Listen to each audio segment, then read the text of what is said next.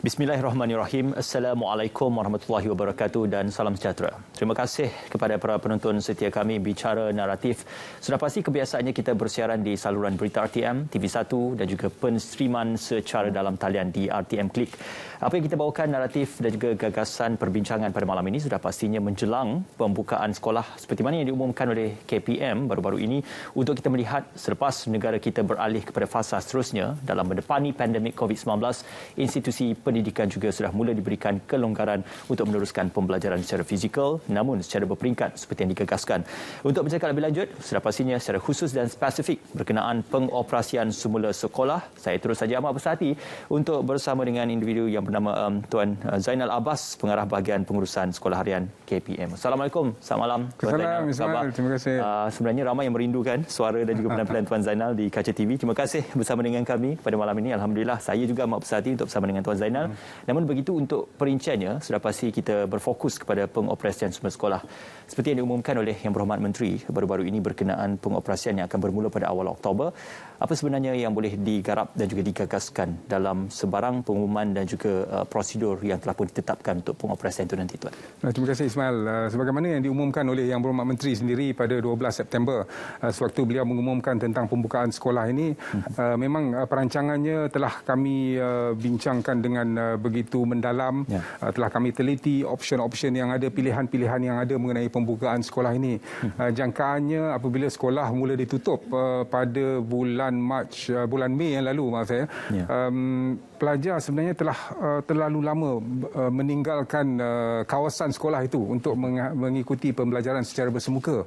Jadi kita menilai setiap aspek yang ada di peringkat KPM ini. Kita melihat kepada pendapat-pendapat daripada pakar-pakar. Kita adakan sesi libat urus bersama guru-guru, bersama pihak pentadbir seperti pengetua guru besar. Kita juga bercakap dengan PIBG untuk menerangkan tentang cadangan-cadangan untuk pengoperasian sekolah ini dan mendapatkan maklum balas daripada mereka mengenai pengoperasian semula sekolah ini pada 3 dan 4 hari bulan Oktober. Di samping itu, kita juga sebenarnya bercakap dengan murid-murid sendiri. Murid-murid sekolah khasnya yang akan menduduki peperiksaan awam seperti peperiksaan SPM, dan kita melihat kepada apa yang mereka inginkan, dan majoriti murid-murid yang kita adakan libat urus ini, mereka sebenarnya tertunggu-tunggu bilakah sekolah akan dibuka. Kerana sejak daripada Mei itu sehinggalah sekarang ini pada bulan September, tempoh itu telah terlalu lama untuk mereka meninggalkan persekolahan secara bersemuka itu. Dan atas kajian-kajian yang kita lakukan berdasarkan kepada apa yang dilaksanakan oleh negara-negara luar. Jadi kita bukan hanya melihat apa yang berlaku di Malaysia, kita melihat juga apa yang berlaku di United Kingdom misalnya, apa yang berlaku di US, di Perancis sebelum kita merangka plan pengoperasian itu. Dan dalam kita menentukan pembukaan sekolah itu, satu naratif yang sangat penting ialah apabila kita lihat kepada kapasiti di sekolah itu akan juga kita kurangkan. Kerana kita tahu jangkitan COVID pada ketika ini angkanya sangat tinggi. Pencecah lebih 20,000 pada satu ketika. Dan itu menjejaskan sedikit perancangan kita. Pada awalnya kita jangkakan mungkin sekolah boleh dibuka pada penghujung Ogos ataupun pada bulan September. Tetapi akibat daripada apa yang berlaku dengan pandemik COVID ini, kita terpaksa menundakannya sehingga bulan Oktober itu. Dan dalam kita membuka semula sekolah itu, perancangannya untuk enrolment ataupun kapasiti di sekolah itu dikurangkan 50%. Dan bagi tujuan itu, apa yang kita laksanakan ialah perancangannya ialah untuk kita bahagikan sesuatu kelas itu kepada separuh. Kalau dahulunya satu kelas itu mungkin ada 36 orang murid, dibahagikan kepada separuh saja. Jadi 18 sahaja yang akan hadir pada satu-satu masa penggiliran minggu ini. Manakala satu kumpulan lagi, misalnya kalau kita ambil tingkatan 5 Sains A misalnya, 5 Sains A1 ini akan hadir secara bersemuka. 5 Sains A2 ini akan hadir secara PDPR. Bermaksud mereka akan melaksanakan aktiviti-aktiviti lain selain daripada berada di sekolah. Dan minggu yang kedua akan diubah pula. Kumpulan 5A2 akan berhadir secara bersemuka, 5A1 akan hadir secara penggiliran itu secara PDPR. Jadi perancangannya telah pun ada, manual-manual juga bagaimana ia boleh dilaksanakan juga telah kami sediakan di peringkat kementerian, supaya apabila JPN ataupun sekolah-sekolah memulakan operasi pada 3 dan 4 hari bulan bulan Oktober itu nanti mudah bagi mereka melaksanakan perancangan itu. Ya. Boleh dikatakan sesi pembelajaran dan pengajaran akan dilaksanakan secara hybrid dan juga penggiliran untuk antara secara PDPR ataupun secara fizikal. Namun begitu, kegusaran yang diterjemahkan oleh para ibu bapa ataupun mungkin para warga pendidik juga adalah berkaitan tentang bagaimana kita ingin memastikan kadar keberjangkitan ataupun keselamatan dan juga kesihatan itu dapat diberikan penumpuan dan juga berada dalam satu situasi yang selamat. Sudah pasti negara kita sekarang sedang menjalankan PICKR untuk remaja khususnya yang berada di bawah usia 18 tahun. Bagaimanakah dalam perihal kita melihat kolerasi PICKR ini dan juga untuk memastikan keselamatan dan kadar keberjangkitan di sekolah itu dapat mengurangkan sedikit kegusaran dan juga kerisauan ibu bapa khususnya untuk sesi yang akan dimulakan ini. Ya, pada peringkat awal perancangan kita, Ismail, pada ketika itu vaksinasi ini baru nak dimulakan. Ya. Program vaksinasi bukan untuk remaja tetapi untuk dewasa. Baru sahaja ingin dimulakan. Dan Kementerian Pendidikan kita sentiasa berhubung dengan KKM, kita berhubung dengan CITF untuk melihat bagaimana program vaksinasi ini boleh dilaksanakan bukan hanya untuk murid-murid sahaja tetapi juga untuk golongan guru, anggota kumpulan pelaksana yang berada di sekolah, pekerja-pekerja perkhidmatan sokongan yang turut berada di sekolah. Ya. Jadi pada ketika itu dapatan hasil perbincangan dengan KKM dan CITF pada awal-awal program vaksinasi ini dijalankan, Kementerian Kesihatan tidak mencadangkan vaksinasi untuk murid. Jadi di sebaliknya, kalau murid tak boleh divaksin, kita pastikan bahawa persekitaran murid itu selamat. Guru-gurunya divaksin, anggota kumpulan pelaksananya divaksin, pekerja perkhidmatan sokongan yang akan bekerja di kantin, di dewan-dewan makan, pekerja kebersihan, pekerja kawalan keselamatan, semuanya lengkap divaksin sebelum sekolah dimulakan. Dan apabila diumumkan saja bahawa program PIK remaja itu dimulakan, kita terus saja sebenarnya menggerakkan Jabatan-Jabatan Pendidikan Negeri, pejabat-pejabat pendidikan daerah untuk menghubungi Jabatan Kesihatan Negeri, Pejabat Kesihatan Daerah untuk merancang bagaimana program vaksinasi ini boleh dilaksanakan. Jadi kita juga menawarkan penggunaan sekolah sebagai pusat-pusat vaksinasi bagi remaja. Dan pada ketika ini ada lebih 700 sekolah yang telah pun dijadikan pusat vaksinasi bagi remaja. Bagi guru-guru pula, pada ketika ini kalau kita lihat guru-guru secara keseluruhan, kita ada lebih kurang 413,000 orang guru. Dan daripada angka itu 91% telah pun lengkap divaksin.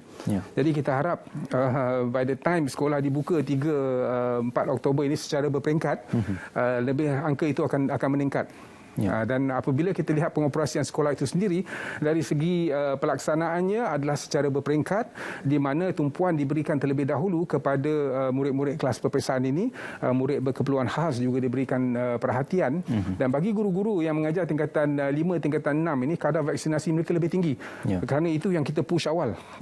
Pada ketika ini lebih kurang 97% telah pun lengkap divaksin 2 dos dan campur dengan 2 minggu tambahan itu untuk dilindungi sepenuhnya.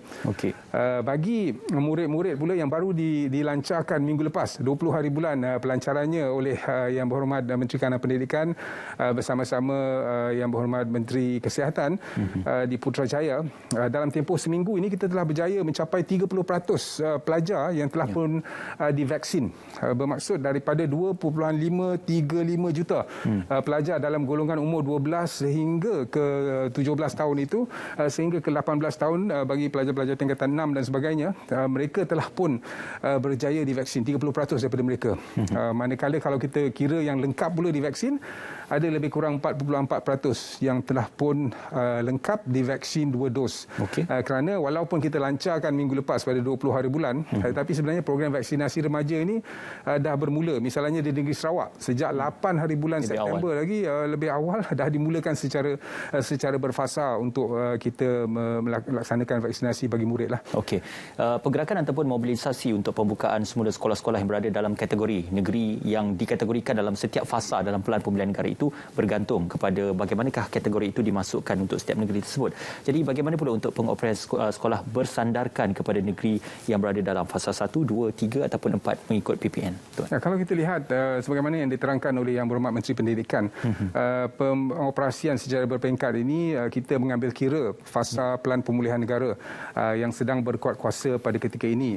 Jadi bagi negeri-negeri di fasa 1, sekarang ni hanya tinggal Kedah lah hasil pengumuman pada minggu lepas, di mana negeri-negeri seperti Johor, Pahang, Negeri Sembilan telah pun beralih fasa. Jadi bagi negeri Kedah yang masih berada dalam fasa 1 pada ketika ini, yang akan hadir ke sekolah hanya pelajar-pelajar tingkatan 6 semester 2. Okey.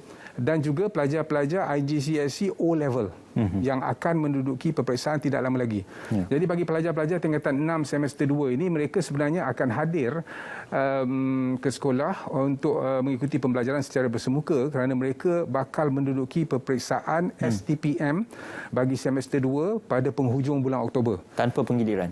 Tanpa penggiliran. Jadi kehadiran mereka ni, pelajar tingkatan 6 semester 2 ini ialah tanpa penggiliran. Mereka akan hadir setiap hari di sekolah-sekolah, sama ada di kolej tingkatan 6 ataupun di sekolah-sekolah model lain bagi tingkatan 6 ini secara bersemuka, dan kebenaran itu khas untuk mereka. Peperiksaannya 25-28 hari bulan Oktober dijangkakan. Jadi tempoh 3 minggu sebelum peperiksaan itu mungkin kesempatan yang diambil oleh guru untuk menajamkan lagi pencapaian murid itu nanti, pacutan ke arah peperiksaan.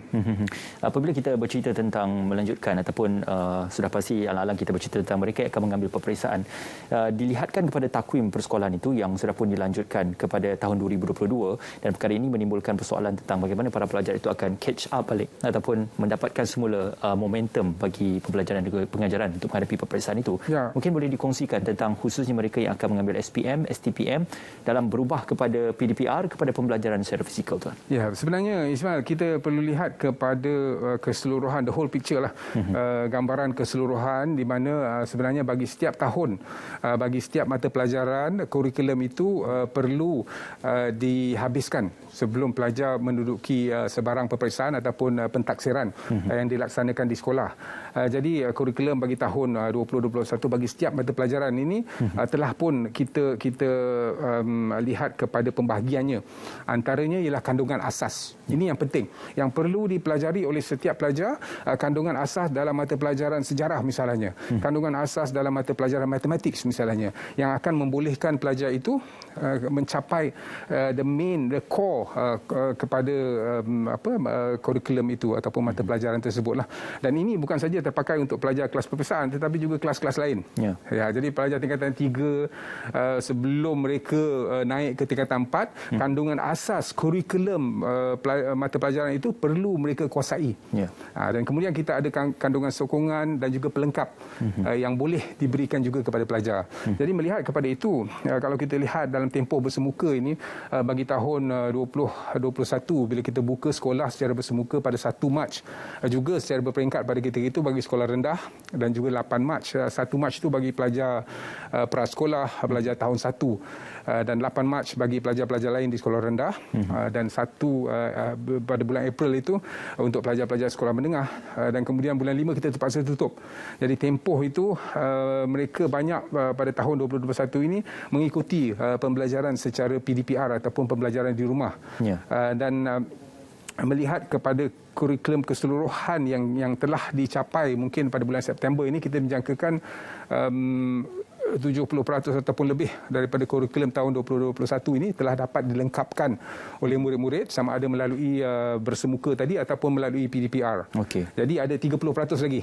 30% lagi ini kita harapkan dalam tempoh pembukaan sekolah ini dapat dicapai oleh guru-guru yang akan mengajar murid-murid di sekolah. Jadi kemudian apabila kita lihat kepada tempoh yang panjang ini, kesukaran, ramai yang berkatakan tentang kesukaran pelajar untuk mengikuti pembelajaran ini, Kementerian Pendidikan telah pun mencadangkan untuk kita lanjutkan sesi pembelajaran. Jadi apabila sekolah dibuka pada bulan Januari 2022 nanti, pelajar-pelajar akan kekal dalam darjah ataupun dalam tingkatan masing-masing. Okey. So kalau yang darjah 6 tu dia tak naik ke tingkatan 1. Belum lagi lah. Ya, sehingga bulan Mac baru dia naik ke tingkatan 1. Kalau budak-budak daripada kindergarten tadika ni dia nak masuk ke sekolah darjah 1 tu dia kena tunggu sehingga bulan Mac. Begitu juga dengan pelajar-pelajar lain sebelum beralih kelas itu beralih tahun, mereka akan mengikuti pembelajaran untuk 2 bulan pertama 2022 itu mengikuti silibus tahun 2021, kurikulum tahun 2021. Makanya kalender 2022 juga akan berganjak ke 2023 juga. Kalau ada keperluan, ia boleh dilaksanakan. Bermaksud bila kita dah ambil 2 bulan pertama dalam bulan Januari dan Februari bagi 2022 nanti, maka kita akan lihat balik berapa keperluan minggu yang ada dalam tahun 2022 itu untuk melengkapkan kurikulum 2022 pula. Dan kalau ada keperluan untuk kita lanjutkan, kita akan lanjutkan. Tempoh itu akan kita perincikan dalam masa terdekat mengenai takwim persekolahan 2022 secara visualnya, secara black and white-nya kepada umum lah. Perubahan dari semasa ke semasa juga akan diumumkan oleh pihak KPM sendiri. Tuan Zainal, kita nak berjeda seketika. Semuanya kembali nanti dalam Bicara Naratif Pengoperasian Semula Sekolah.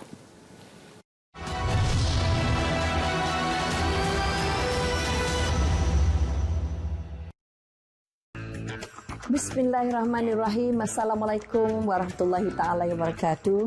Setelah sekian lama rindu untuk melancong, kini tiba masanya untuk kita menikmati percutian yang menyeronokkan dengan amalan norma baharu. Destinasi rintis bagi pelancongan domestik yang telah dipilih untuk tujuan ini ialah Pulau Langkawi. Keindahan pulau dan pantai, alam semula jadi dan masyarakatnya yang mesra menyelahkan keunikan Langkawi sebagai sebuah destinasi pelancongan yang mempesonakan. Langkawi juga mempunyai rangkaian pengangkutan udara domestik dan antarabangsa yang memberi kemudahan kepada pelancong dalam dan luar negara. Di samping menyediakan kemudahan percutian yang terbaik kepada pelancong.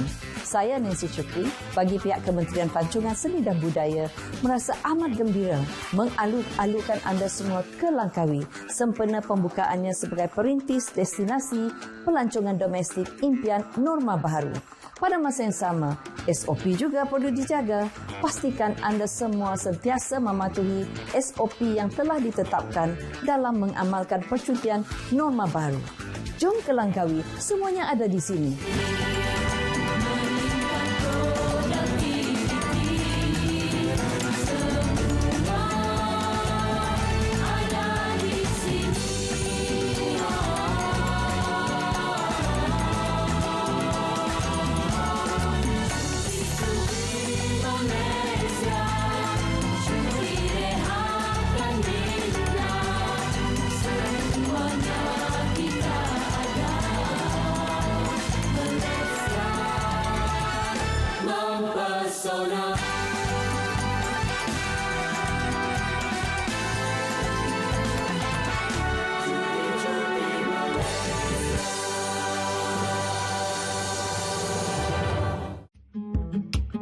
Ayuh keluarga Malaysia, kita bulatkan tekad dan bersatu hati untuk terus memelihara serta mempertahankan kedaulatan negara.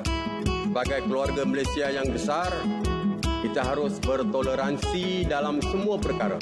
Hormat menghormati serta mengekalkan perpaduan rakyat yang berbilang kaum, agama dan bangsa serta integrasi nasional silang budaya adalah tunjang kekuatan kita sebagai sebuah negara bangsa yang berjaya. Umpama selembar benang dikait, ditenun dan dijalin, akhirnya menjadi kain yang sempurna indah.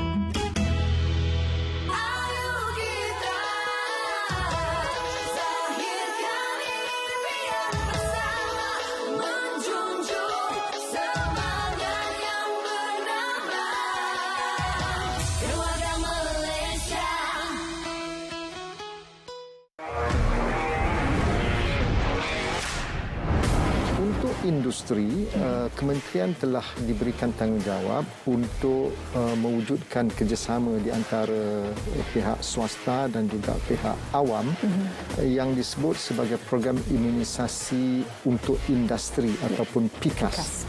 Dan sasaran kita ialah kita ingin mencatatkan sekurang-kurangnya 80% daripada tenaga kerja ini diberikan suntikan melalui program PIKAS.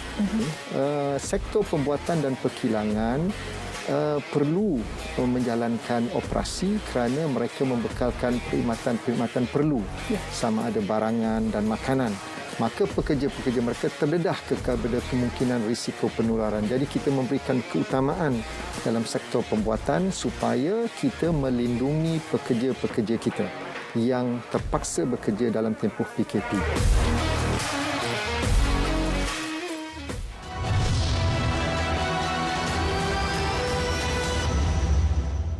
Ya, kita bersua kembali dalam Bicara Naratif. Masih lagi saya bersama dengan Tuan Zainal Abbas, Pengarah Bahagian Pengurusan Sekolah Harian KPM. Tuan, tadi kita bercerita juga tentang Pelan Pemilihan Negara ataupun ada beberapa sekolah yang termaktub di dalam kategori negeri-negeri yang berada dalam fasa-fasa tertentu dalam PPN. Apa yang kita ceritakan tadi adalah sekolah yang berada dalam fasa 1. Namun untuk ada beberapa negeri yang sudah pun beralih kepada fasa 3 dan Negeri Sembilan juga sudah beralih kepada fasa 4. Bagaimana standard operasi yang akan digagaskan untuk pembukaan sekolah di negeri tersebut, Tuan? Ya, bagi negeri-negeri di fasa 2 seperti Perak, Selangor, Kuala Lumpur, juga Kelantan dan juga Sabah, kalau di Kepulauan Borneo itu sebenarnya pengoperasiannya juga masih lagi berperingkat dan keutamaan sebagaimana yang saya nyatakan tadi kita berikan kepada golongan-golongan khusus. Bagi sekolah rendah misalnya kita akan membenarkan murid-murid berkeperluan khas daripada sekolah rendah itu untuk mengikuti pembelajaran secara bersemuka dan tidak memerlukan penggiliran. Begitu juga dengan murid-murid PPKI, Pelan Integrasi Pendidikan Khas Integrasi ini akan dibenarkan untuk hadir bagi kedua-dua sekolah rendah dan juga sekolah menengah. Jadi murid-murid berkeperluan khas ini sebenarnya adalah golongan istimewa yang kita benarkan untuk hadir secara bersemuka dan tidak memerlukan penggiliran. Jadi mereka akan hadir di sekolah rendah itu, dan bagi sekolah menengah golongan ataupun kumpulan yang akan hadir ialah murid-murid sebagaimana di fasa 1 tadi, murid-murid bagi tingkatan 6 semester 2 dan kemudian kita ada program International Baccalaureate yang International Baccalaureate Diploma ini yang ada di negeri Perak dan juga di Negeri Sembilan. Dua negeri ini akan hadir juga secara bersemuka tanpa penggiliran. Murid-murid di Sekolah Sukan Malaysia yang berada dalam program pra-universiti semester 3 yang juga ada peperiksaan semester mereka akan turut hadir tanpa penggiliran. Di samping itu juga bagi peperiksaan antarabangsa, tadi kita katakan mengenai IGCSE O level, IGCSE A level dan Australian School Higher Certificate yang akan turut hadir tanpa penggiliran. Jadi itu golongan itu saja yang akan hadir di sekolah rendah itu, murid-murid berkeperluan khas dan juga program PPKI itu tadi, dan di sekolah menengah tingkatan 6 semester 2 International Baccalaureate Diploma Program dan juga pelajar pra-universiti semester 3 bersama-sama pelajar-pelajar kelas peperiksaan yang akan hadir secara bersemuka tanpa penggiliran. Dan apabila kita bergerak ke fasa 3 pula nanti, kita baru masuk. Kalau di sekolah rendah itu murid-murid prasekolah akan bersama-sama bagi fasa 3. Jadi kalau negeri-negeri fasa 3 ni pada ketika ini Perlis misalnya, Terengganu yang telah pun masuk ke fasa 3, juga Sarawak yang berada di fasa 3, mereka akan melaksanakan program pembukaan sekolah ini. Bagi sekolah rendah, selain daripada murid keperluan khas yang telah kita nyatakan tadi, murid-murid prasekolah juga akan turut hadir. Manakala bagi sekolah menengah pula, kita baru masuk pelajar-pelajar yang menduduki peperiksaan awam seperti SPM, Sijil Tinggi Pelajaran Malaysia, STPM, Sijil Vocational Malaysia, Sijil Tinggi Agama, STAM. So pelajar-pelajar ini akan turut hadir. Dan kehadirannya bagi murid-murid sekolah asrama penuh, mereka akan hadir secara bersemuka tanpa penggiliran. Bagi murid-murid sekolah harian, kehadiran mereka adalah berdasarkan penggiliran 50% tadi. Dan juga akan hadir secara bersemuka ini tanpa penggiliran ialah pelajar-pelajar sekolah asrama, tak kira lah asrama penuh, sekolah sukan, sekolah seni, sekolah-sekolah agama, mereka akan hadir di dalam di sekolah itu dan akan hadir tanpa penggiliran berbanding dengan pelajar-pelajar di sekolah harian yang akan melaksanakan pengoperasian secara penggiliran. Tuan, saya juga nak selitkan, tadi kita banyak bercerita tentang tumpuan dan juga fokusnya kepada para pelajar yang akan kembali ke sekolah secara penggiliran dan sebagainya. Dalam proses penggiliran itu kita juga mengetahui dan juga kita mendengar suara warga pendidik juga untuk melihat bebanan bagi mereka untuk mengajar dan melaksanakan pengajaran pembelajaran secara dalam talian dan juga secara fizikal ini. Jadi bagaimanakah penggiliran penugasan guru-guru itu juga juga turut dilakukan khususnya untuk menyesuaikan keadaan bagi kelas yang berada dalam keadaan fizikal dan kelas yang berada dalam keadaan PDPR ini, Tuan. Okey, saya terangkan dulu mengenai PDPR ni. PDPR ni dia ada pelbagai konsep kerana masyarakat sering keliru. Bila cakap pasal PDPR ni, dia kata pelajar terlalu lama PDPR, tak ada akses internet, tak ada peranti untuk melaksanakan pembelajaran secara dalam talian. Sebenarnya PDPR ni tidak bermaksud dalam talian semata-mata. Ada 3 kaedah bagi pelaksanaan PDPR. Yang pertama, of course, online lah, melalui Google Meet, melalui Zoom, Webex, sebagainya. Yang kaedah yang kedua yang kita panggil offline. Jadi ini yang dilaksanakan oleh guru-guru yang muridnya mungkin tiada peranti ataupun tiada konektiviti data ataupun tiada rangkaian konektiviti di kawasan mereka. Jadi apa yang dilaksanakan oleh guru ialah mereka menyediakan modul-modul tugasan-tugasan yang perlu dilaksanakan oleh guru. Jadi kalau kita lihat konteks guru-guru ini dalam konteks ini, mereka juga kadang-kadangnya menghubungi ibu bapa, memberikan tugasan itu melalui WhatsApp, melalui Telegram kepada ibu bapa, dan kemudian ibu bapa meminta anak-anak mereka melaksanakan tugasan itu. Ataupun kalau kita lihat dalam konteks guru-guru yang menghantar bahan kepada murid-murid ni, di Cameron Highland kita pernah dengar seorang guru yang tercedera parah sewaktu dalam perjalanan untuk menghantar bahan-bahan pembelajaran kepada murid-murid orang asli. Begitu juga di perkampungan orang asli di Semenanjung ini dan juga di Sabah dan Sarawak. Ada yang menghubungi Tok Batin untuk memberikan tugasan kepada murid.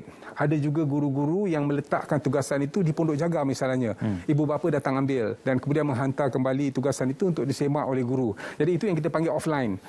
Selain itu kita juga ada offsite. Satu ketika dahulu mungkin dalam keadaan yang negeri yang dibenarkan, guru-guru ini hadir untuk melaksanakan PDPR di kawasan-kawasan, di dewan-dewan yang tersedia untuk membantu murid. Jadi ada 3 kaedah dan boleh digabungkan.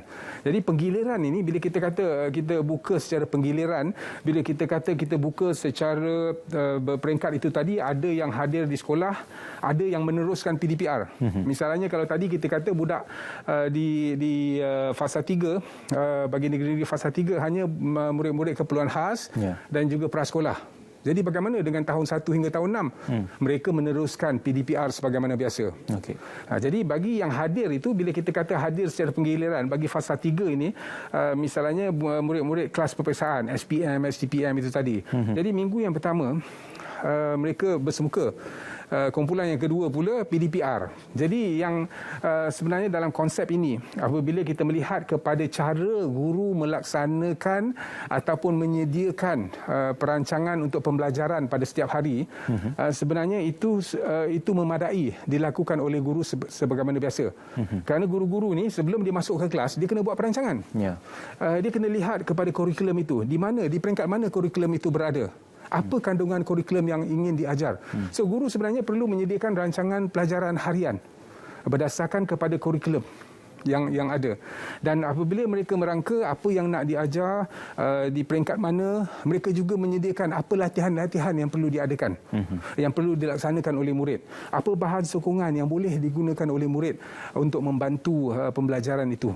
Jadi apa yang membezakan waktu fasa penggiliran ini ialah satu kumpulan misalnya akan belajar di dalam kelas bersama guru, satu kumpulan lagi akan diberikan tugasan.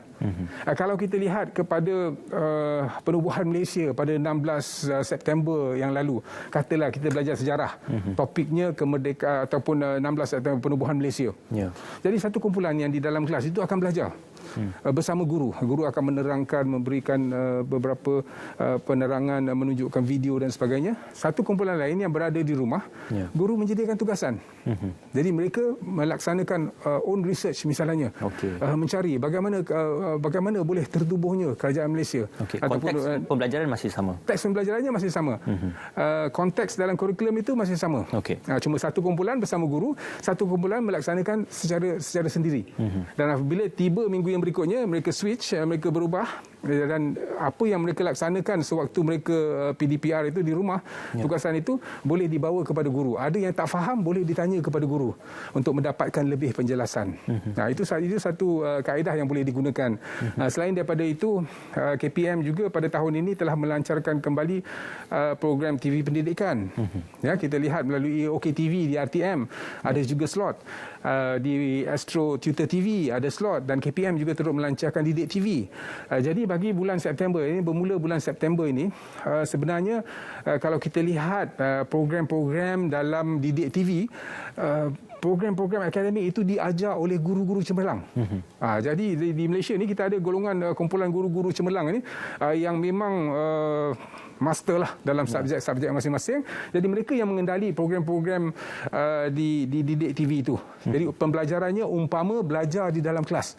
Cumanya medium dia melihat menonton televisyen. Dan guru di sana mengajar. Kalau melakukan eksperimen amali itu dalam sains dilaksanakan secara live di dalam televisyen itu. Medium saja berbeza. Dalam medium saja berbeza. Jadi itu pun boleh digunakan oleh murid-murid ataupun oleh guru untuk membantu pembelajaran murid. Jadi dia akan beritahu, okey, pukul 8 pagi di Didik TV ada siaran ini mengenai matematik. Jadi pelajar yang kelas matematik itu boleh mengikuti. Selain daripada itu, kita juga ada Pelantar D5 yang telah pun dilengkapkan dengan repository pembelajaran yang sangat luas. Jadi guru-guru juga boleh mengambil bahan-bahan daripada D5 ini, mungkin tugasan kepada murid yang berada di rumah. Okey, lihat kepada Pelantar D5 ini yang perlu dilaksanakan. Ini yang perlu anda baca terlebih dahulu sebelum masuk ke kelas kemudian pada minggu hadapan. Jadi sebenarnya saya boleh katakan it is not, ia bukan beban tugas kepada guru apabila penggiliran ini dilaksanakan. Ya, kerana guru sememangnya sebelum masuk kelas itu perlu merancang. Dan perancangan itu cumanya dia akan bahagikan dua, sewaktu bersemuka dan sewaktu mereka berada di rumah. Dua medium lah. Ya, dua medium sahaja. Juga sedikit persoalan ini daripada pihak ibu bapa juga, kalau digambarkan sudah mula ada ibu bapa yang bekerja secara sepenuhnya di pejabat. Jadi kalau dahulunya mungkin boleh bersama anak-anak untuk mereka menjalankan tugasan secara PDPR ataupun tugasan yang diberikan dan dikirimkan oleh para guru. Tetapi apabila sudah ada penggiliran seperti ini, bagaimana pihak KPM melihat perkara ini juga perlu untuk disesuaikan dengan keadaan ibu bapa dan juga keadaan persekitaran rumah itu sendiri untuk diberikan penugasan kepada guru dan juga kepada para pelajar. Ya, itu yang saya katakan tadi, perancangan awal oleh guru-guru. Bila kita nak buka sekolah 3-4 Oktober ini pun sebenarnya guru-guru perlu merancang jadual. Siapa yang akan hadir bersemuka terlebih dahulu, siapa yang akan hadir bergilir dan menyediakan bahan-bahan bagi kedua-dua kumpulan ini.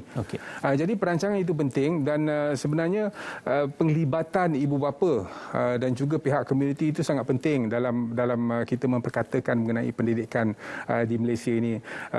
PIBG khasnya bersama guru-guru, peranan yang dimainkan oleh ibu bapa ini sangat penting dalam membantu pelajar-pelajar kita mencapai pencapaian yang baik. Dan saya pasti di peringkat KPM ini juga kita akan meneruskan kerjasama ini. Dan kalau kita lihat dari segi pemantauan itu sendiri, ibu bapa sebenarnya boleh memantau anak mereka hadir ke tak hadir ke dalam kelas itu. Ada dashboard, ada ruangan yang kita sediakan untuk kita melihat.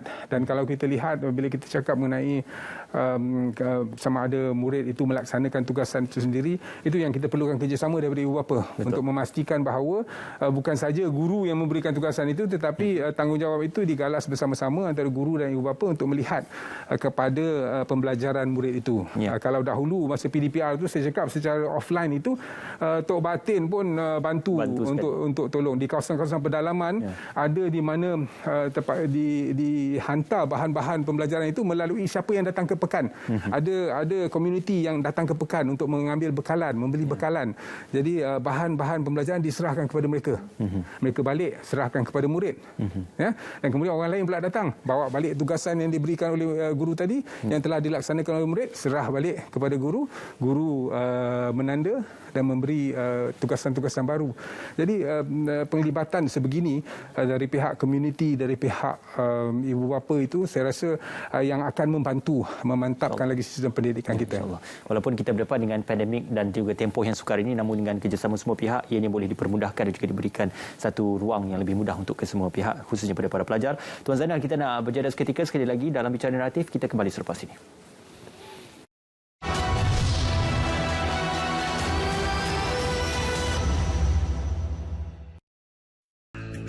Bismillahirrahmanirrahim. Assalamualaikum warahmatullahi taala wabarakatuh.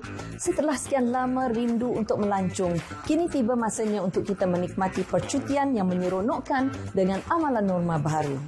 Destinasi rintis bagi pelancongan domestik yang telah dipilih untuk tujuan ini ialah Pulau Langkawi. Keindahan pulau dan pantai, alam semula jadi dan masyarakatnya yang mesra mengelahkan keunikan Langkawi sebagai sebuah destinasi pelancongan yang mempesonakan. Langkawi juga mempunyai rangkaian pengangkutan udara domestik dan antarabangsa yang memberi kemudahan kepada pelancong dalam dan luar negara. Di samping menyediakan kemudahan percutian yang terbaik kepada pelancong. Saya Nancy Cukri, bagi pihak Kementerian Pelancongan Seni dan Budaya, merasa amat gembira mengaluk-alukan anda semua ke Langkawi sempena pembukaannya sebagai perintis destinasi pelancongan domestik impian norma baru. Pada masa yang sama, SOP juga perlu dijaga. Pastikan anda semua sentiasa mematuhi SOP yang telah ditetapkan dalam mengamalkan percutian norma baru. Jom ke Langkawi, semuanya ada di sini.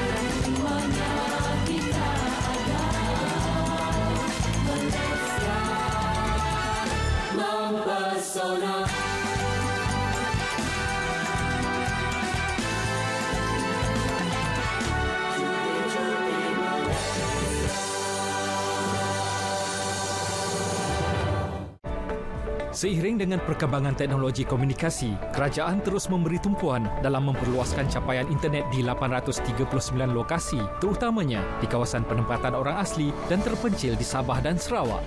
Dengan usaha berterusan pihak kerajaan untuk menyediakan infrastruktur kepada rakyat, pelan tindakan jalinan digital negara atau jendela telah dilancarkan pada 2020.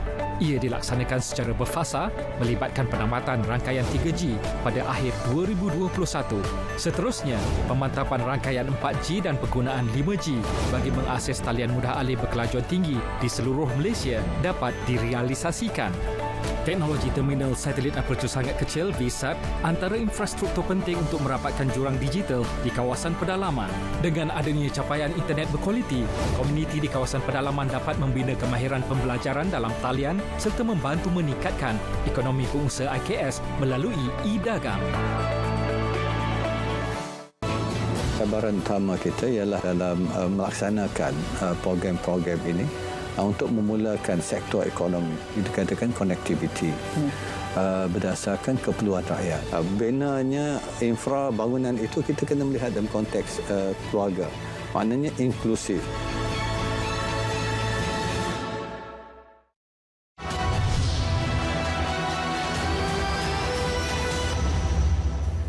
Ya, kita bersua kembali dalam Bicara Naratif. Saya masih bersama dengan Tuan Zainal Abbas, Pengarah Bahagian Pengurusan Sekolah Harian. Kita bercerita lebih lanjut pengoperasian semula sekolah. Tadi kita ceritakan kepada negeri di fasa 1, 2 dan 3. Kita boleh juga melanjutkan perbincangan kita, Tuan Zainal, kepada negeri yang sudah pun berada di fasa 4 ataupun sektor ekonominya itu boleh dikatakan hampir keseluruhannya sudah pun mula dibuka semula. Jadi bagaimana situasi persekolahan di negeri fasa 4? Ya, bagi negeri fasa 4, Ismail, sebenarnya pembukaan bagi negeri-negeri ini pada ketika ini hanya Labuan dan juga Negeri Sembilan yang dah masuk fasa 4. Kita sentuh Negeri Sembilan ini kemudian sebab Negeri Sembilan ini special case, baru saja diumumkan beralih fasa. Bagi negeri-negeri fasa 4 ni sebenarnya pembukaannya adalah secara berperingkat. Bermaksud peringkat yang pertama ini akan bermula pada 3 hari bulan dan 4 hari bulan Oktober, sehinggalah kepada 17-18 itu, atau tamatnya pada 16-17 lah. Dan pada ketika itu yang akan hadir ke sekolah sama seperti kumpulan di negeri fasa 3. Kalau di sekolah rendah itu, iaitu murid-murid berkeperluan khas, PPKI dan juga prasekolah. Kalau di sekolah menengah tadi, murid-murid tingkatan 6 semester 2, tingkatan 6 semester 1 kelas peperiksaan tingkatan 6, SPM, SVM, ST STAM, Sijil Tinggi Agama, pelajar-pelajar di sekolah sukan, sekolah seni, semuanya akan hadir ke sekolah secara bersemuka, dan juga murid kelas peperiksaan di sekolah antarabangsa, peperiksaan-peperiksaan lain ini akan turut hadir ke sekolah secara penggiliran. Manakala kelas peperiksaan itu hadir secara bersemuka tanpa penggiliran. Jadi kumpulan yang sama dalam negeri fasa 3 itu akan memulakan persekolahan pada 3-4 Oktober sebagaimana bagi kumpulan negeri fasa 4 ini. Jadi 2 minggu pertama itu adalah kumpulan yang sama sebagaimana fasa 3. Manakala bermula 17-18 hari bulan pula di sekolah rendah, kita mula bawa masuk pelajar-pelajar di tahun 1, tahun 2 dan tahun 3 persekolahan. Jadi kita akan ada murid-murid berkeperluan khas, PPKI, prasekolah tadi, dan kemudian tahun 1, tahun 2, tahun 3 akan mula hadir, dan kehadiran mereka adalah secara penggiliran. Bagi sekolah menengah pula, kita bawa masuk selain daripada pelajar-pelajar dalam kumpulan negeri fasa 3 itu, kita bawa masuk juga pelajar-pelajar tingkatan 3 dan tingkatan 4. Jadi untuk 2 minggu lagi. Jadi 2 minggu pertama sama macam fasa 3, 2 minggu kedua kita tambah sekolah rendah tahun 1, 2, 3, sekolah menengah kita tambah pula tingkatan 3 dan tingkatan 4. Manakala apabila kita bergerak kepada peringkat yang ketiga, iaitu bermula pada 31 Oktober dan 1 November, maka ia akan seumpama sekolah akan dibuka sepenuhnya. Jadi pada ketika itu, kalau tadi tahun 1, tahun 2, tahun 3, bermula 31 Oktober dan 1 November, tahun 4, 5 dan 6 akan turut hadir ke sekolah, masih lagi dengan kaedah penggiliran. Itu di sekolah rendah. Bagi sekolah menengah pula, pembukaannya kita akan bawa masuk pelajar-pelajar kelas peralihan, pelajar-pelajar tingkatan 1 dan tingkatan 2 untuk bersama-sama pelajar tingkatan 3, tingkatan 4 dan juga kelas peperiksaan itu tadi. Jadi umpama keseluruhan sekolah itu nanti telah pun beroperasi sepenuhnya, tetapi kita masih melaksanakan penggiliran ini. Kenapa kita laksanakan penggiliran ini, Ismail? Kita, sebagaimana saya nyatakan di awal tadi, bila kita merancang untuk pembukaan sekolah ini, kita melihat kepada kajian-kajian yang dilaksanakan di serata dunia. Di Perancis misalnya, CDC Perancis dan University of Paris melaksanakan kajian. Kalau kapasiti penuh, berapa peratus kadar kebolehjangkitan COVID ini? Kalau sekolah itu diseparuhkan, berapa peratus? Apa jadi? Kalau kita gilir hari ini orang ni hadir, besok orang ni hadir, lusa orang lain hadir, apa yang akan berlaku? Dan kalau kita gilir minggu, apa yang akan berlaku? Jadi kajian di Perancis itu telah pun menunjukkan bahawa penggiliran minggu ini sebenarnya adalah merupakan kaedah terbaik yang dapat mengurangkan kebolehjangkitan COVID-19 ini di kalangan murid. Jadi kalau dulu kelas tu, macam saya kata tadi, 36 orang, penjarakan 1 meter. Tetapi apabila kita separuhkan kelas tersebut, lebih luas, tinggal 18. Jadi daripada 1 meter tadi, dia double up lah, dia jadi 2 meter. Jadi dengan penjarakan yang lebih luas, guru juga boleh memberikan tumpuan fokus yang lebih kepada murid-murid yang ada, di samping memantau juga one eye on kelas-kelas lain ini yang ataupun yang murid-murid lain yang mengikuti atau melaksanakan projek-projek yang tugasan-tugasan yang disediakan oleh guru lah. Okey. Kalau seketika tadi kita banyak bercerita tentang pengoperasian untuk mereka yang berada dalam kategori sekolah harian, untuk yang masuk ataupun yang akan mula kembali semula ke asrama, difahamkan akan ada ujian ataupun kita kata test kit untuk yang diberikan kepada mereka untuk masuk semula dan juga untuk kembali semula ke asrama. Jadi bagaimana pengoperasian yang akan dilakukan kelak? Ya, bagi pengujian murid-murid yang masuk ke asrama, sebagaimana kita nyatakan tadi, bagi murid asrama ni kita kita anggap mereka berada dalam kelompok ataupun kepompong mereka sendiri. Kelembung mereka sendiri. Jadi untuk pengoperasian ataupun murid-murid kembali ke asrama, of course secara berperingkat lah. Kalau kita kata fasa 3 tadi hanya kelas perpisahan, hanya murid kelas perpisahan yang akan hadir ke sekolah. Jadi KPM menyediakan sebenarnya kit ujian kendiri bagi semua sekolah. Kita ada 10,224 buah sekolah di seluruh Malaysia. Kita sediakan bekalan kit ujian kendiri kepada semua sekolah ini. Jadi murid-murid yang menunjukkan gejala, mungkin pagi dia datang masih okey, tapi pukul 10, pukul 11 dia dah menunjukkan gejala. Jadi murid ini dibawa ke bilik isolasi, kit ujian kendiri itu diberikan untuk dia melaksanakan kit ujian itu, dan jika ujian itu katanya negatif, okey. Tapi kalau positif, kita akan hubungi PKD, kita akan hubungi ibu bapa untuk memaklumkan tentang ujian itu, dan murid ni kemudian perlu dibawa untuk laksanakan RTK PCR. Kerana ini hanya ujian awalan melalui kit ujian kendiri itu. Jadi kalau positif baru kita akan hubungi PKD ibu bapa untuk maklumkan tentang keputusan itu dan meminta untuk RTK PCR itu dilaksanakan untuk kepastiannya. Itu untuk murid sekolah secara umum lah. Tuan, kalau untuk yang mereka kembali ke asrama ataupun mereka yang akan menjalani kelas secara fizikal, adakah hanya perlu untuk mereka yang sekurang-kurangnya sudah pun divaksin ataupun akan ada prosedur lain yang akan diberikan penjelasannya? Tidak, semua pelajar boleh kembali ke sekolah sama ada divaksin atau tidak. Mereka boleh kembali ke sekolah. Tetapi pilihan itu kita serahkan kepada ibu bapa untuk menentukan sama ada anak mereka ingin dihantar ke sekolah atau tidak. Jadi tidak ada lagi, kita tidak ada katakan kalau dulu pelajar tidak hadir dalam 3 hari, kita dah keluarkan surat peringatan kepada ibu bapa. Selepas 7 hari kita keluarkan satu lagi surat peringatan. Jadi tak ada lagi surat peringatan, cuma ibu bapa diminta untuk memaklumkan pihak sekolah, maklumkan kepada guru kelas, anak tuan-tuan dan perempuan tidak akan hadir ke sekolah, ini sebabnya.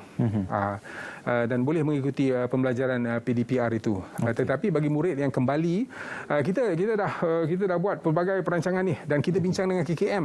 Apa yang kaedah yang terbaik? Adakah kita nak uji secara berkala atau kita nak uji jika dia menunjukkan simptom? Dan keputusan yang diambil bersama-sama KKM itu ialah apabila pelajar menunjukkan simptom, mereka akan diuji. Nah, balik kepada pelajar sekolah asrama tadi, bagi murid-murid yang akan tinggal di asrama, sebenarnya mereka akan menjalani ujian saliva test ini sebanyak 3 kali. Sebelum memasuki asrama, 6 hari selepas itu dan 14 hari selepas itu. Di samping itu, bagi sekolah-sekolah asrama ni juga, bagi murid-murid yang menunjukkan gejala, juga ada kit ujian untuk mereka laksanakan. Kalau dia menunjukkan simptom lah. Bagi sekolah harian, kita juga ada asrama-asrama sekolah harian di sekolah rendah dan juga di sekolah menengah. Jadi murid-murid sekolah harian pun sama juga. Mereka perlu melaksanakan ujian saliva test itu menggunakan kit ujian kendiri COVID-19 ini sebelum memasuki asrama. Tetapi selepas itu yang membezakan sekolah asrama harian dengan asrama penuh ini, kerana harian ini dia bercampur dengan murid-murid yang datang pada setiap hari. Jadi sebelum masuk asrama, lakukan ujian 1 kali, dan selepas itu jika ada simptom, ujian boleh dilaksanakan. Untuk asrama itu, adakah murid yang berada di asrama boleh memilih sama ada untuk menjalani PDPR atau tidak kembali ke asrama, ataupun boleh memilih juga untuk kembali ke asrama? Ya, sebenarnya bila kita bercakap dengan pelajar-pelajar ni, ramai yang nak balik ke sekolah. In fact, ibu bapa pun tertanya-tanya bila sekolah akan dibuka. Pakar-pakar pendidikan juga. Kita mengadakan libat urus dengan pakar-pakar pendidikan, dengan majlis guru besar, majlis pengetua, NUTP. Ramai yang berkatakan bila kalau boleh dibuka sepenuhnya untuk memberi ruang khasnya untuk pelajar-pelajar peperiksaan ini untuk kontak dengan guru itu dapat dilaksanakan secara bersemuka pembelajaran ini untuk memberikan impak yang lebih kepada murid-murid ini sewaktu pembelajaran. Takwim ataupun corak pengoperasian juga adakah sama juga dengan untuk bagi sekolah swasta? Ya, sekolah swasta akan turut mengikuti pembelajaran berdasarkan fasa sebagaimana yang telah diterangkan. Sekolah-sekolah swasta ini sebenarnya mereka mendaftar dengan Kementerian Pendidikan Malaysia sebelum mereka boleh beroperasi. Jadi bagi sekolah-sekolah swasta sama juga dalam negeri-negeri fasa 1, 2 dan 3 bersama negeri fasa 4 ini, mereka akan mengikuti perancangan yang dirangkakan oleh Kementerian Pendidikan Malaysia dalam pengoperasian mereka. Sebab itu bila saya katakan tadi, negeri fasa 1 kita ada STPM semester 2, kita juga ada murid-murid IGCSE. Ya, O level fasa 3 tu ada IGCSE A level, kita ada Australian Higher School Degree Certificate, ya. So mereka akan turut bersama-sama untuk mengikuti perancangan yang dilaksanakan oleh KPM. Untuk pembukaan ini juga ramai yang mengajukan soalan sudah pasti tentang status vaksinasi bukan sahaja kepada murid, tetapi lebih penting adalah kepada para gurunya ataupun pihak pentadbir sekolah dan juga pihak yang akan mengoperasikan sekolah nanti. Jadi di manakah boleh kita gambarkan peratusan kadar vaksinasi untuk guru dan juga untuk memastikan agar program imunisasi ini didahulukan kepada para guru, kemudian pengoperasian sekolah akan bermula. Ya, memang dari awal kita merancang apabila dikatakan program vaksinasi ini akan dilaksanakan dan murid tidak divaksin pada ketika itu, memang perancangannya untuk persekitaran itu, guru-gurunya, anggota kumpulan pelaksana dan juga khidmat sokongan ini kita berikan vaksin. Kerjasama dengan KKM, kita wujudkan task force bersama-sama CITF MOSTI untuk mempercepatkan vaksinasi guru, di mana sehingga kan CITF menyediakan laluan khas untuk warga sekolah ni, guru-guru AKP untuk mereka divaksin. Jadi apabila sekolah dibuka nanti 3-4, kita masih ada lagi segolongan yang belum divaksin. Macam saya katakan tadi, bagi guru yang dah lengkap vaksin ni lebih kurang 92%. Bagi AKP lebih kurang 80% yang telah pun divaksin lengkap. Jadi bagi guru-guru yang tidak divaksin atau belum lengkap divaksin ini, sebenarnya kita tidak membenarkan mereka untuk mengajar secara bersemuka. Ya, maksudnya mereka tidak boleh masuk ke kelas. Mereka masih perlu hadir ke sekolah, tetapi tidak boleh masuk ke kelas dan mengajar secara bersemuka dengan murid-murid yang tidak divaksin ini ataupun yang belum vaksin lengkap ini. Jadi apa yang mereka akan diminta untuk melaksanakan ialah untuk mengikuti ataupun menjalankan pembelajaran secara PDPR itu. So kalau tadi mungkin Ismail dah vaksin, saya belum vaksin, ataupun belum lengkap vaksin. Jadi Ismail akan mengajar kelas yang saya secara bersemuka dan saya akan mengajar kelas Ismail misalnya secara PDPR. Oh, untuk yang pembagian. Ya, jadi saya kena sediakan rancangan pengajaran untuk kelas saya yang Ismail nak ajar ni. Saya kena sediakan. Saya kena sediakan juga PDPR bagi saya yang saya kena ajar, dan saya kena sediakan PDPR untuk Ismail juga. Jadi berdasarkan Ismail bagi tahu, pelajar kelas ni mata pelajaran geografi ni macam ni. Jadi saya kena sediakan bahan-bahan dia. Bagi guru-guru yang tidak divaksin ataupun belum lengkap divaksin lah. Kalau ada guru misalnya yang tidak dapat hadir ke sekolah secara bersemuka, mungkin dia kena kuarantin. Jadi guru-guru yang belum vaksin, belum lengkap divaksin ini, mereka juga boleh diminta untuk melaksanakan PDPR bagi kelas cikgu yang tak dapat hadir tu. Kerangka penugasan tu masih serupa lah. Ya, jadi kita juga sediakan perancangan untuk guru-guru ini. Jadi bukan bermakna bila tidak divaksin tu dia tak payah datang sekolah. Masih perlu hadir ke sekolah bertugas dan melaksanakan tugasan-tugasan. Jadi kerja-kerja pengkeranian, katakan memasukkan data-data, ini boleh mereka laksanakan. Baik. Tuan Zainal, kita nak berehat seketika. Sebenarnya kembali nanti dalam Bicara Naratif kita nak menyimpulkan perbualan dan juga perbincangan kita pada malam ini.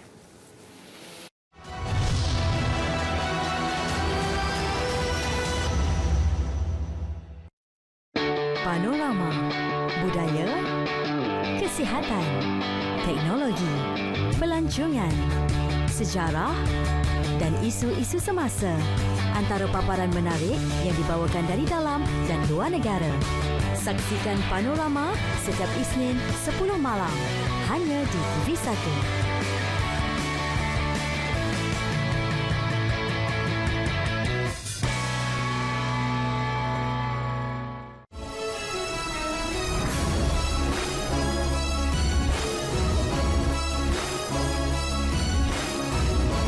Berlaku penjelasan Menteri, langkah-langkah yang telah pun dilaksanakan seperti kata Yang Mohamad tadi. Ikuti perbahasan pembentangan rang Undang-Undang Parlimen ke-14 langsung dari Parlimen bermula pukul 10 pagi hingga 12 tengah hari di TV1 dan saluran berita RTM. Juga secara dalam talian menerusi platform rtmklik.gov.my. Yang sahih hanya di RTM.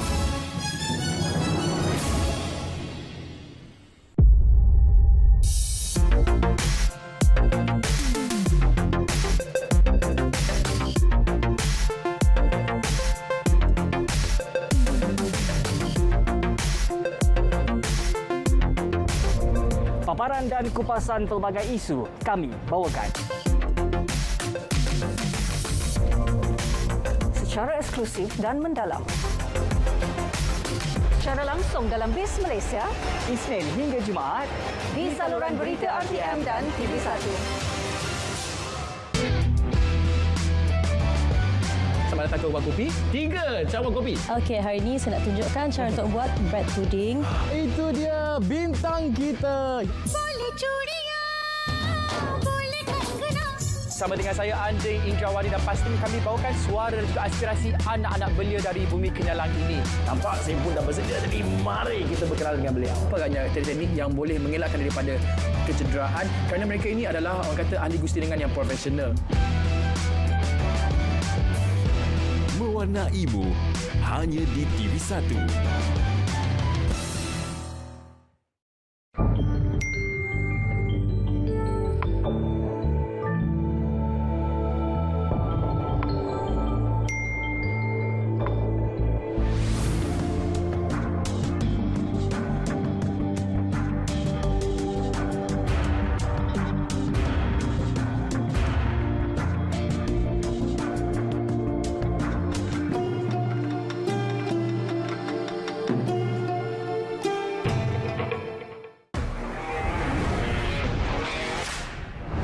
Peranan Malaysia di peringkat global ini semakin penting. Kita adalah sebahagian daripada rantaian bekalan global. Banyak produk-produk yang dilakukan di negara kita ini diekspor. Dan RCEP merupakan satu perjanjian perdagangan bebas yang terbesar di dunia pada hari ini. Ianya mewakili 1/3 daripada KDNK dunia dan mewakili 1/3 daripada populasi global, iaitu 2.2 bilion. Ini bermakna kebaikan yang akan dinikmati oleh Malaysia, kita mempunyai pasaran yang lebih besar. Sudah tentulah ini akan memberikan manfaat kepada pemain-pemain tempatan termasuk SMEs untuk menembusi pasaran-pasaran di peringkat global. Dan mereka lebih kompetitif, mereka lebih bersaing, dan tanggungjawab kerajaan hari ini ialah untuk menyediakan pemain-pemain tempatan ini bersaing di peringkat global dan mereka dapat menembusi pasaran yang lebih luas, insya-Allah.